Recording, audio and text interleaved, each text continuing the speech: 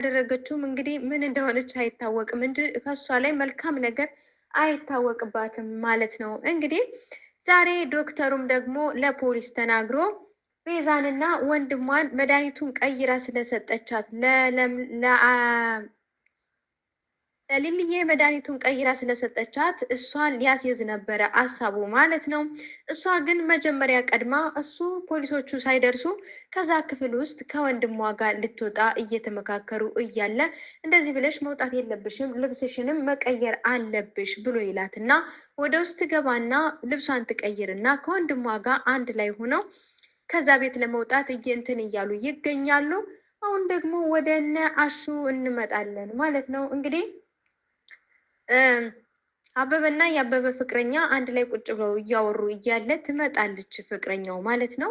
እያወሩም የሚገኙት ዳይመንድም በመሀል አንድ ላይ እያሉ እንግዲህ የአባቱ ጠላቶች እንደሚፈልጉት አበበም ለጓደኛው እየነገራት ይገኛል።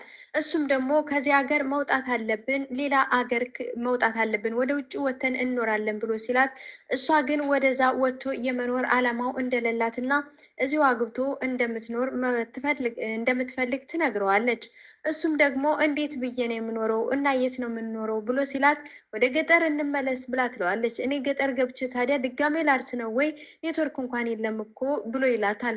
እሷም ታዲያ እና ምን ትላለህ? እኔ ግን መሄድ አልፈልግም፣ አንተ ከፈለግ ሂድ ብላ ስትለው እየተነጋገሩ እያለ እንግዲህ በመሀል ላይ እሷም ያው የሚያስማማውን ነገር ትናገርና እሱም ጥሩ የሆነቱን ነገር ይቀበልና አብረን ሁሉን ነገር እንጋፈጣለን ብለው አንድ ላይ ይስማማሉ ማለት ነው። እሷም ያለውን ነገር በስርዓት ታስረዳዋለች። ምንም ነገር እንደማይፈጠር እየነገረችው ነው የምትገኘው። ከዛም እንግዲህ ሁለቱም ተስማምተው የራሳቸውን ይነጋገራሉ። እዛች አንድ ድንጋይ ላይ ባቡሬም ቁጭ ብሎ እያለ ዴቭ ይመጣና ይጠይቀዋል። ምን ሆነ ነው እዚህ ጋር ቁጭ ያልከው ብሎ ዴቭም ይጠይቀዋል። ባቡሬም እሺ ምን ላድርግ ብለህ ነው ብለው እያሉ ስለ ዶክተሩና ስለ ነቤዛ አንድ ላይ ማውራት ይጀምራሉ። ዴቭም እንግዲህ ዶክተሩ ምንም ደስ እንዳላለውና እንዳልተመቸው ውስጡ እንዳልተቀበለው ይናገራል።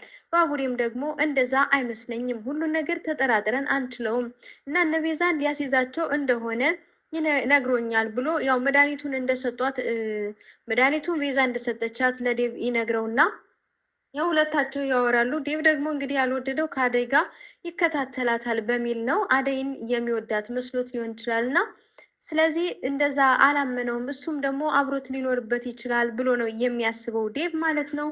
ግን ባቡሬ ደግሞ እንደዛ አላለም። እንደዛ ሊሆን አይችልም። ባቡሬ ምን እንደሚያደርግ ግራ ገብቶታል ማለት ነው። እንግዲህ ሊልዬ እንደ ሕፃን ልጅ እየሆነች ናለች። ሁሉ ነገሯ እንደ ሕፃን ልጅ ድሮ እናት አባቷ በህይወት እያሉ ያደገችበትን ነው እንትን የምትለው። ጠጠር እንጫወት ትለዋለች እና አሹን ደግሞ በጣም የተስማማች ነው የምትመስለው። አሹዬ በነገራችን ላይ ለሰው ቅርብና ገራገር የሆነ ልጅ ነው። ከዚህ ላይ እንድትንመለከተው ለሁሉም ነገር ቅርብ ነው።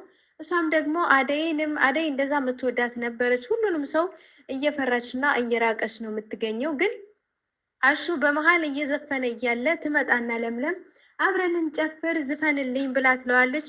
እንዴት ብዬ ነው የምዘፍንልሽ ምናምን ይላታል። ዝፈን ብዬሃለሁ ዝፈን ትላለች። ያለዛ ጮሃለሁ ብላ ዋ ብላ ትጮህበታለች ማለት ነው። ከዛም እሱም ይጨፍራል። ምክንያቱም እየዘፈነ ይጨፍርላታል። አንድ ላይ ሆነው እየጨፈሩ ይገኛሉ። ምክንያቱም እሱ የሚፈልገው አሹዬ የሚፈልገው የለምለምን ደስታ ነው ማለት ነው። ሊልዬ ደስተኛ እንድትሆን ነው። ምክንያቱም እነሱ የሚያውቋት የነበረችው ሌላ ልጅ ናት። አሁን ግን ሕፃን ልጅ ሆናለች ማለት ነው። ዶክተሩም መሀል ሜዳ መንገድ ላይ ቁሞ ወደ ኢንስፔክተሩ ጋር ይደውላል። ኢንስፔክተሩ ጋር ሲደውል ደግሞ እነ ቤዛ እንደሌሉና እንዳመለጡ ምናምን ይናገራል። እንዴት ትቀልድብናለህ ምናምን ብሎ ሲሉት ዶክተሩም እየቀለድኩኝ አይደለም ብሎ ነው የሚመልስለት ማለት ነው። ግን ቤዛ መጀመሪያ ስለተረዳች እና ስላወቀች ከዛ ወጥታለች። ፖሊሶቹም አላገኛትም ማለት ነው። ዶክተሩም በጣም ይናደድ እና እንግዲህ ካለበት ቦታ ጥሎ ወደ ዛይ ይሄዳል መጣሁ ብሎ ማለት ነው። አሹዬ አሁን ጠጠር እንልቀምና ቅልልሞሽ እንጫወት ብላ ትለዋለች ለምለም። እንግዲህ አሹን በሩን ይከፍትና አብሯት ይወጣል። ጠጠር ሊለቅሙ እሷ ጠጠሮችን ትለቅማለች። 5 ጠጠር ትለቅማለች እና ከዛም በኋላ ቅልልሞሽ አብረን እንጫወታለን ብላ ትለውና ከአሹ ጋር እያወሩ እያለ በመሀል ዴቭ ይመጣል። ምን ትሰራላችሁ እዚህ ብሎ ሲላት ውፍ ደግሞ ይሄ መጣ ብላ ትላለች ማለት ነው። ከዛም ብላ ስትለው እሷ እኮ እዚሁ ጋር ወጥታ መታየት የለባትም የአክስቷም ልታያት ትችላለች ጥሩ አይደለም ብሎ ሲል አክስቴን ታውቃታለህ እንዴ? እኔ እኮ በጣም ናፍቃኛለች ትላለች። እንግዲህ አክስቷ ምን ያክል በደል እንደበደለቻት እረስተዋለች ማለት ነው። በቃ አሽዬ በቃ አክስቴ የምታውቅ ከሆነ እኔ አክስቴ ፈልጋለሁ እማዬም አክስቴም ለምንድን ነው የማይመጡት ብላ ነው የምትለው ለምለም ማለት ነው። እሱም ደግሞ ይመጣሉ ምናምን ይላትና ይገባል ማለት ነው። ዴቭ ጥሎ ወደ ውስጥ ይገባል። እነሱም ደግሞ ጠጠራቸውን ለቅመው በጠጠር ቅልልሞች ሊጫወቱ ከለምለም ጋር አንድ ላይ ወደ ውስጥ ይገባሉ። እሷም ደግሞ እንግዲህ ጠጠሯን ይዛ አሽዬ ለብቻው በቃ አይ ለምለምዬ እንደዚህ ሆነሽ ምናምን እያለ ለብቻው እያወራ ነው የሚገኘው። እንግዲህ አሁን የለምንትን ቤዛ እና የቤዛ ወንድም ይሄዳሉ ገጀራው ጋር ማለት ነው። ገጀራው አንዲት ክፍል ውስጥ ቁጭ ብሎ እያለ በቃ እንደተነቃባቸው እና ዶክተሩ ሊያስይዛቸው እንደሆነ አውቀው በዛ ጠፍተው እንደሄዱ ይመጣሉ። ከዛም በኋላ እሱም ደግሞ በጣም ይናደድና ምን አይነት ነፈሶች ናቸው ምናምን ብሎ ይናገራቸዋል ቤዛንና ወንድሟን። ከዛም ብር እንዲሰጣቸው ቤታቸው በዳንደ ሊያያዝባቸው እንደሆነ ምናምን ይነግሩታል። እሱ ግን በጥንቃቄ መስራት አለባቸው እያለ ነው የሚገኘው ማለት ነው። አሁን እዚህ ጋር 4 ሆኖ 5 ሆኖ ተሰብስበው እያወሩ ነው የሚገኙት። እንግዲህ ከዴቭ ጋር ዴቭ እና አደይ አንድ ላይ ሊወጡ ሲል ለምለም በመሀል ትጮሃለች ከአሽዬ ጋር እንትን ትልና ማለት ነው። ስትጮህ ሂዳ እቅፍ ታደርጋታለች አደይም። ከዛ እንግዲህ ከዴቭ ጋር መውጣት አልቻለችም። በቃ ረዳሻለሁ ምናምን ይላትና ዴቭዬም ጥሏት ይወጣል። ዶክተሩ ለብቻው እዚህ ጋር እየተሽከረከረ ኢንስፔክተሩ ጋር አሁንም እየደወለ ነው። ግን ኢንስፔክተሩ አሁንም እየዘጋበት ስላለ በቃ በቤዛ ምክንያት ይሄ ሆስፒታል ብዙ ችግር ይደርስበታል እያለ ነው የሚገኘው ማለት ነው። እንግዲህ ምን እንደሚፈጠር አናቅም። በጣም ነው የሚያስጠላው ማለት ነው። ቤዛ በጣም መጥፎ ሴት ናት። እሷ የገባች ሁሉ ምንም ነገር የለበትም። እዚህ ጋር ደግሞ እነ ቅምጥልን እናገኛለን። ቅምጥልና አሹ እናገኛቸዋለን። አሹ አይደለም ቅምጥልና ኪንጎን እናገኛቸዋለን ማለት ነው። አሁን እንግዲህ ኪንጎ ስራ ጀምሯል። ብር እንዳበደረችው ምናምን እናገረር የስራ ባልደረባው እንደሆነች እና ስልኩ ላይ ደግሞ ያው ሴቭ አድርጋ ስታይ ቅምጥል ሆዬ ፊቱን ይዛ በጥፊ ታቃጥለዋለች ማለት ነው። አንተ እንደዚህ አይነት ላይ ከዛ ልቀቀኝ ብላ እንግዲህ ጥላው ትሄዳለች ማለት ነው። በመሀል የሚመጣና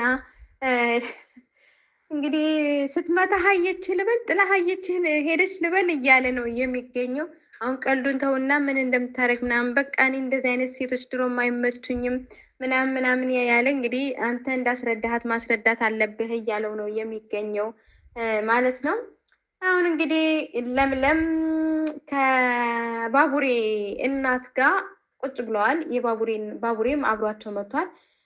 እነሱ ካልወጡ ምግብ አልበላም። ምንድን ነው የእናቴ ጓደኛ ለምንድን ነው እንደዚህ የሚያየኝ ብላ ትላለች። ባቡሬ እንግዲህ በፍቅር ነው የሚያያት ሊሊን ያው እንትን ስለሚል፣ እሷ ግን እነሱ ካልወጡ ምግብም አልበላም መድኃኒትም አልወስድም ብላ ትላለች።